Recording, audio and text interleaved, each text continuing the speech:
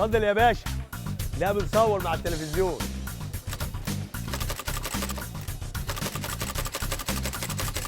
انا اسمي عادل سيد عبد السلام، مواليد الجيزه. شهرتي عادل الاصيل، مشهور بيه يعني. الجزمجي ده فنان. انا بحب مهنتي وما بستعرش منها، ده بيزيدني شرف. مفيش احسن من العمل الحر، صناعتهم في اليد امانهم من الفقر.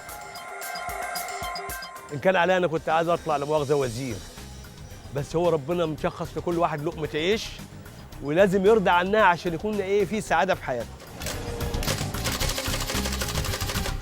المحل ده اصلا بتاع والدي اللي فتحه لما الجيزه دي كانت لسه اراضي زراعيه. انا اتعلمت المهنه وانا عندي حوالي 11 سنه، وبقيت اشتغل فيها وبعدين اتعلمتها صح. دي مهنه مهمه. اتصوري ان انت ممكن تمشي حافيه، ينفع؟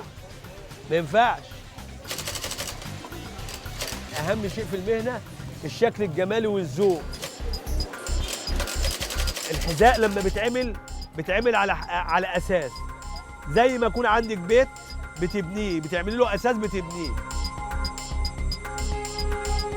بقوم الصبح من النوم بتشطف، باجي واقوم اخش طبعا افطر وبتاع وكده، واجي افتح محلي، والصناعيه بتاعتي بتيجي تقعد معايا وبنقعد نشتغل. دول طبعا مش شغالين، يعتبروا اخواتي لانهم متربيين معايا. اي زبون بيجي لي بعتبر من الزبون عندي، بحسسه ان هو المطرح ده مطرحه. يا ربنا كرمنا، بنيجي لحد بالليل حوالي الساعه مثلا 12 واحده بنشطب وكل واحد يتكل على الله يروح يروح لعياله. اي حد بيجي لي عايز يعمل جزمه، انا بجيب الجلد وبعمله له وبفصله له. ده بيتعمل وش يجي عندنا بتشد، وبعد ما بتشد عندنا وتظبط بنخيطه ونكويه وبتاع وبنفنشه وبنطلع حاجه 100 100.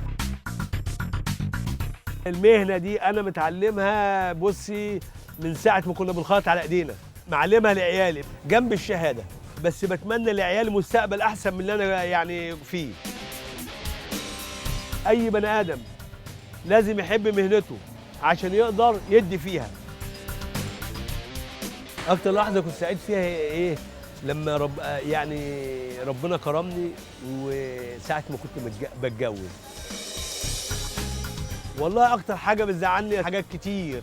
لو وقفت على مطعم هتتضايقي، وقفت على فرن هتتضايقي، وقفت على اي حاجه هتتضايقي. لازم يكون عندي امل، مش برضايا غصب عني، عشان لو ما عنديش امل مش هعرف اعيش في الدنيا اللي انا عايش فيها دي.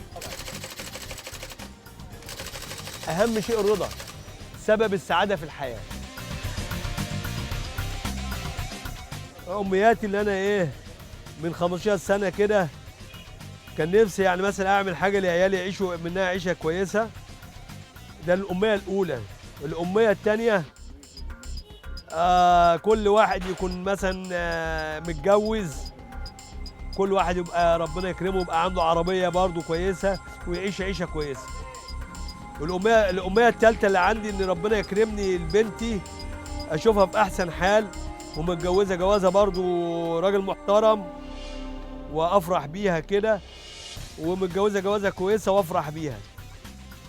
والامنيه الرابعه، واخد بالك، بتمنى البلد اللي احنا عايشين فيها احلى ايام ومشاكلها تتحل، واخد بالك، ويبقوا عايشين عيشه كويسه. والامنيه الخامسه، اتمنى لكل فرد مسلم وان يكون راجل كويس وست كويسه، وربنا يرزقهم بالمال الصالح ويعيشوا عيشه كويسه، يكونوا في احسن حال وربنا يكرمهم. توقيع عادل سيد عبد السلام.